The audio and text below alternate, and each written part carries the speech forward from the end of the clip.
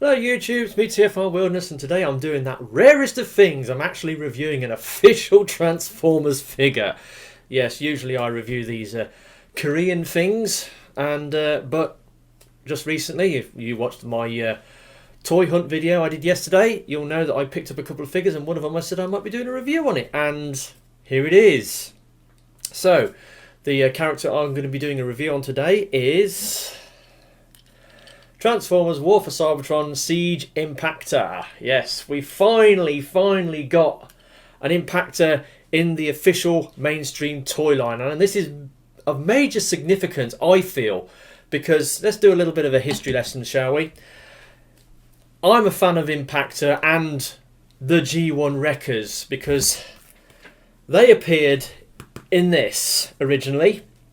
The original Transformers Target 2006 storyline, which was run by Marvel Comics UK from, was it the 20th September 1986 through to the 22nd of November 1986. And this story ran parallel to the Transformers 1986 movie. It ran parallel to that. And amazing storyline. I mean, this story, I mean, you know, you had the American Transformers, comic continuity, which was great, but when the UK guys got a hold of it and started running with it, it really cemented their mastery of the Transformers comic scene, from Marvel UK. And this story is, I think, by far one of the best, if not the greatest, Marvel UK story to come out. An Impactor appeared in the first issue. And there he is. That's his first panel where Impactor appeared, and that basically they had this thing going on Cybertron, this Operation Volcano, where Impactor and the Wreckers were supposed to be. They had set up this operation where they were going to take out a bunch of the the Decepticons in one fell swoop by baiting them to come in to take out Emirate Zaran, the leader of the Resistance, and the problem was, when Galvatron and Cyclonus and Scourge time jumped from the future into the past, they had to. There's this time displacement thing going on, and Optimus Prime, Prowl, and Ratchet got sucked into a time void for the time displacement thing, and because of this, the spark, the flame of the spark of the Matrix, went out, and they had to send Ultra Magnus to Earth to find out what happened to Optimus Prime, and Ultra Magnus was required to make Operation Volcano work, because he was going to be back up to keep the Decepticon reinforcements at bay. Anyway, needless to say, cut a long story short, Operation Volcano went ahead, and yeah, well, if you've read this, you know what happens. Impactor dies. Yeah, Impactor died. He got killed. He was protecting Emirate Zaran, and yeah, so he died.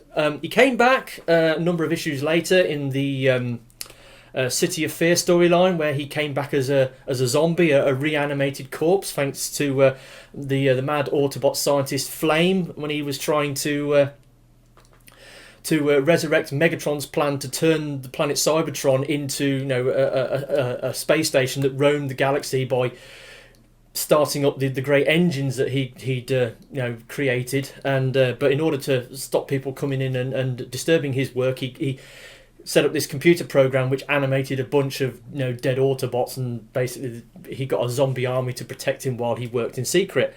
So yeah, Impactor came back because of that.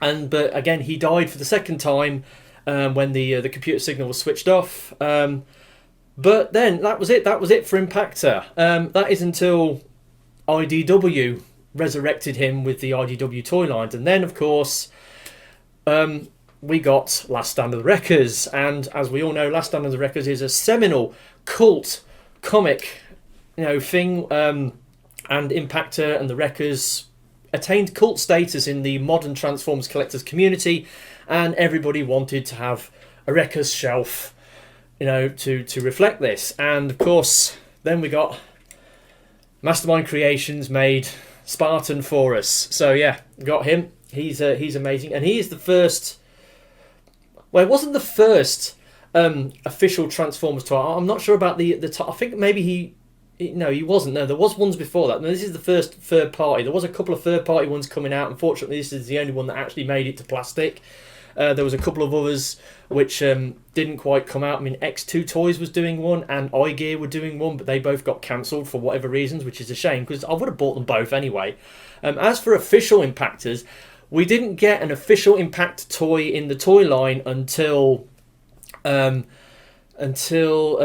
Fall of Cybertron, where they did a repaint of the Fall of Cybertron Bruticus set as Ruination, where they repainted all the figures and gave them the names of the wreckers, and out of that we got this figure.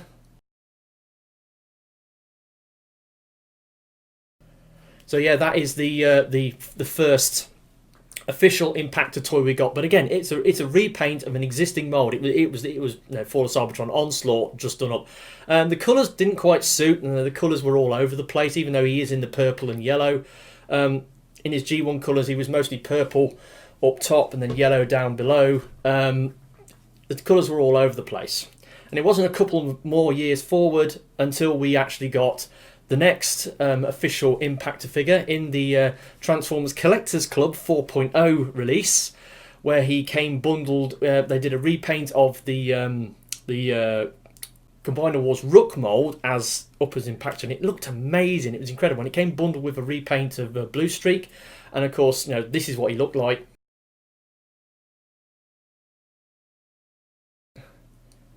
And that thing's amazing. That mold really suits Impactor. They got the colours just right, and they did they reused the head from the previous toy they'd done, and they added a few more accessories to it, and that was amazing. Unfortunately, this toy, being a Collectors Club exclusive, there isn't many of them about, and they go for a horrendous premium. We're talking hundreds of pounds to get hold of a deluxe figure, and it's like, I want it, but not that bad. So then, just recently, what was it, last year, we had the fan vote, because every now and again they do this fan vote. Oh, here's a bunch of characters we're going to make next. Which ones do you want? Please vote for them. And the vote that won was Impactor and Mirage. And I've got a thinking, if it wasn't for that, would we have got this? And because we've got this is now the first official original mould of Impactor that we've got in the mainstream toy line. Finally, we get a version of Impactor that you can buy from the shops. He's not an exclusive repaint of another mould. He's got his own mould, and we finally got him.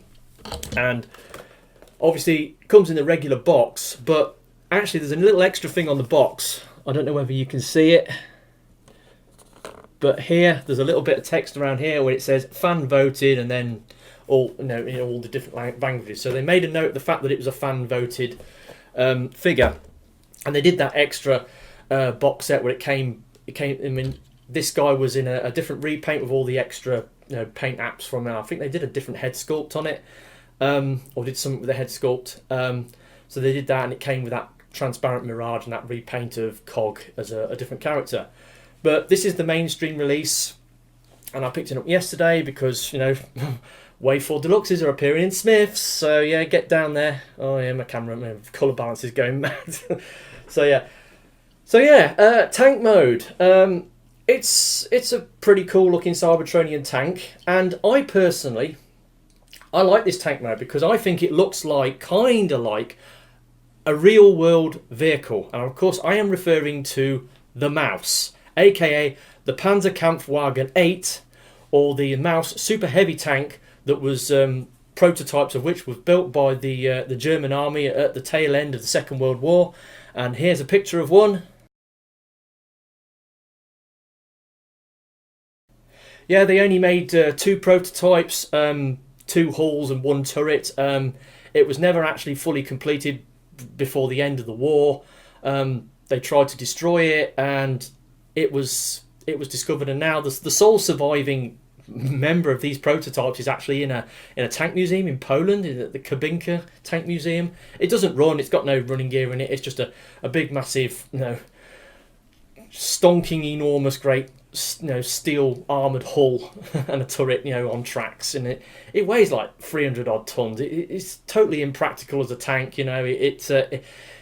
They couldn't transport it because there wasn't any vehicles heavy enough to carry it, and it would basically crush any bridge that it tried to drive over. So it was ridiculous. But I still think this does look a lot like a mouse, because it's got the big hull with the track guards down the side and little track sticking out the bottom. It's got this angled armour, glacis plate at the front, and then you've got the large turret, which is centred backwards on the hull.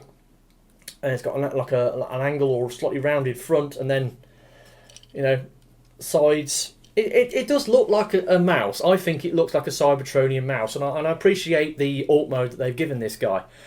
So yeah, it's got little wheels underneath. It does roll. The turret will turn. The gun can go up and down, and he has various pegging ports. Has the little harpoon weapon that you can plug in there. This gun flips around like that. It's just a shame you're not able to fit this as the main cannon. They could have it removable, and so you could plug it in to here. I'm sure there'll be a way to do that. But yeah, it's got some of that sort of battle damage painting on the sides and on the front. But yeah, very successful tank mode. I like it. I really like it. So the transformation is pretty clever, actually. So you come out the back, you unpeg these feet bits, then fold them round to the side. You then swing these leg pieces around and then fold them up. So you swing the leg piece around and then you fold them up and bring down the toe, or bring up the toe. Straighten up the waist, split the legs. That's the bottom end done. You've got like a tank turret going for a walk, a gear walk tank mode. So then you start to split the arms, bring the gun out the front, flip round the fists, then unhook the arms from the front, and then you bring the shoulders out,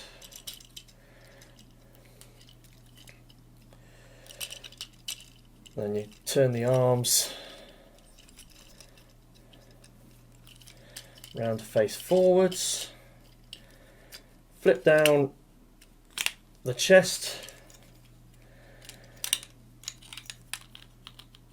Obviously the gun can come off. Then you flip this little thing up at the top, and then bring the head out, turn it round, and then obviously take that off. Then you flip the gun over to make the shoulder cannon. And there we have Impactor in his robot mode. And yeah, again, great looking robot mode. Now obviously in terms of aesthetic, we've got like the IDW design, which is pretty cool.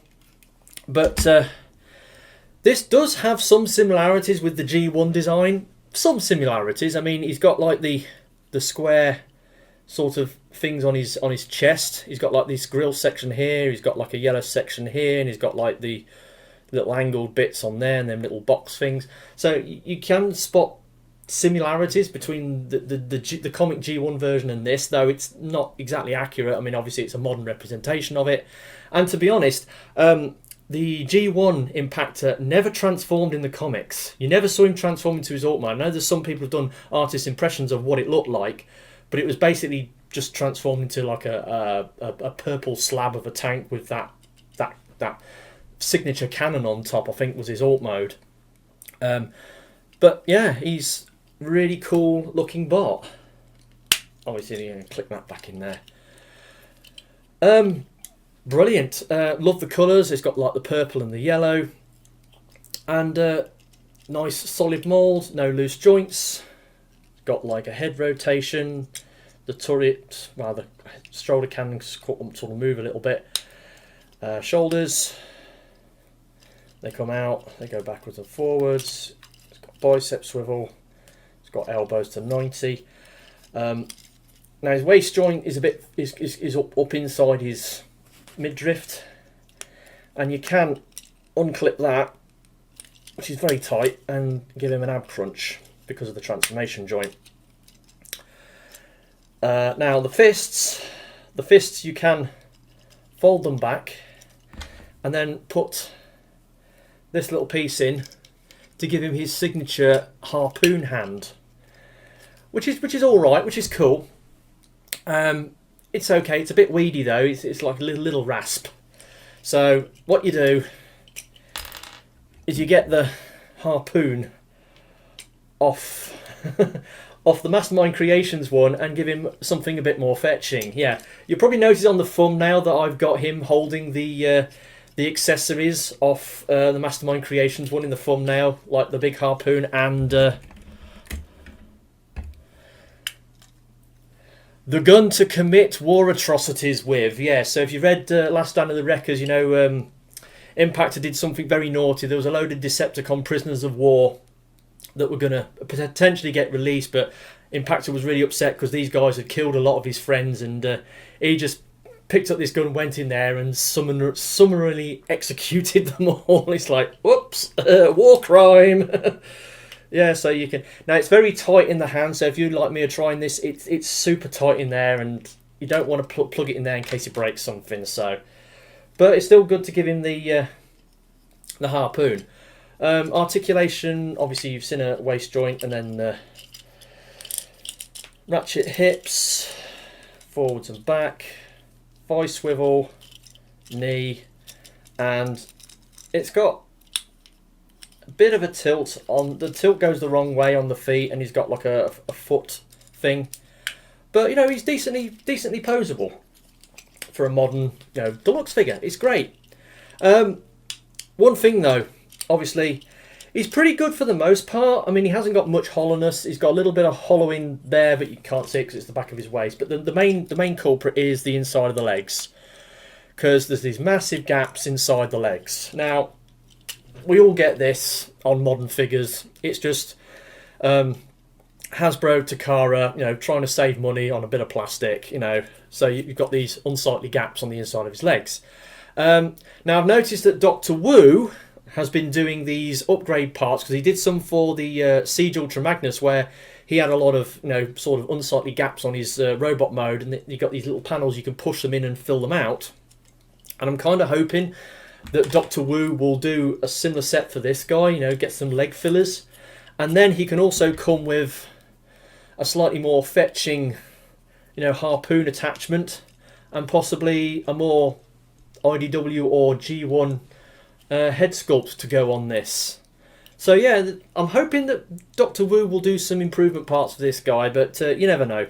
But anyway, he does have his regular gun, which obviously he can hold like so. He has ports, you know, you plug the gun in his shoulder, you can plug the gun on top of his other shoulder cannon. This piece has double pegs on it, so you know, you can plug it again on the shoulder, or you can plug it on top of the shoulder cannon. So plenty of options for plugging other things in. He also has those little nubbins where you can plug those siege, you know, sort of fire effect things on him. I haven't actually got any of those, so I can't do it, but you've got options on this guy. You know, he's got plenty of accessories you can mess around with. But yeah, I just love the fact that we finally got an original Impactor toy in the toy line, and I still want a G1 style Impactor for my G1 Wreckers lineup. I also want a Rack and Ruin, big style of G1 Rack and Ruin. I know Rack and Ruin has appeared in the Cyberverse cartoon series in like a big green bot with two heads, but that's not Rack and Ruin. Rack and Ruin is actually two separate bots conjoined at the shoulder. One has an anvil for an arm, and the other has a hammer. And he was a close combat specialist, and yeah, he did the business. Yeah, but Impactor, he's great. He's awesome. He's also in stock in Smiths if you live in the UK. So if you want him, go get him. He's out there, £16.99, which is a good price. He's really cool. And that has been my review of Transformers War for Cybertron Siege Impactor. Hopefully you've found this review interesting. I've tried to, sort of flesh it out a little bit with a little bit of lore and history on the character. Hopefully you'll appreciate that. And that's been me, TFR Wilderness. Hopefully you've enjoyed this video, and I'll catch you all next time. Ta-da.